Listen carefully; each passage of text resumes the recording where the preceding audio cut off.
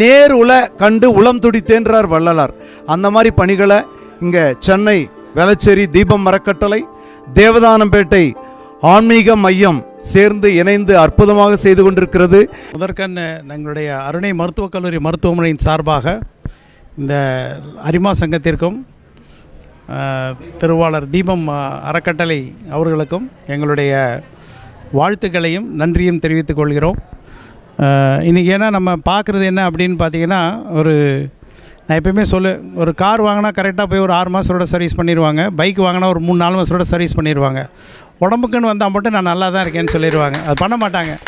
So அதை டாக்டர்கிட்ட எங்கள் பேஷண்ட் சொல்கிற முதல் விஷயம் என்னென்னா, நல்லா தாங்க இருக்கேன், இதில் லேசாக கொஞ்சம் பிரச்சனையாக இருக்குது, நீங்கள் நான் சொல்கிற மருந்தை கொடுத்தீங்கன்னா போதும். அப்படி தான்.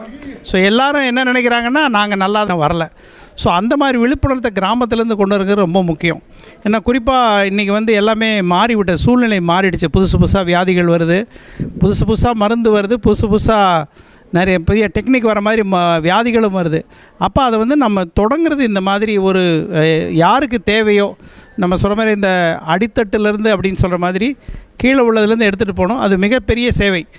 ரெண்டுமே கொடுக்குறீங்க. அதாவது வயிறை வாழ்த்தக்கூடிய சாப்பாடு. இப்போ எல்லாருமே வேணாம் போதும்னோம். இதே நீங்கள் 500 நோட்டு கொடுத்தீங்கன்னா சொல்ல மாட்டோம், இன்னும் கொடுங்கன்னு கேட்போம். மனிதன் போதும் என்று சொல்லக்கூடிய ஒன்றே உணவுக்கு மட்டும்தான். மிச்சம் எல்லாமே வேணும்னு கேட்பாங்க. அது ஒரு மிகப்பெரிய சேவை. ஸோ உணவு சாப்பிட்டோடனே அதன் மூலமாக வியாதியும் வரும், சில உணவு வியாதியும் தீர்க்கும்.